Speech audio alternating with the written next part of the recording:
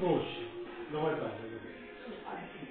Проще, Давай так быстрее. говори, Я проще. захотела сегодня пойти к гинекологу. На что лучше? Я сегодня и пошла к гинекологу. Я бачу Перед синкута витягував, камінь йому використовував.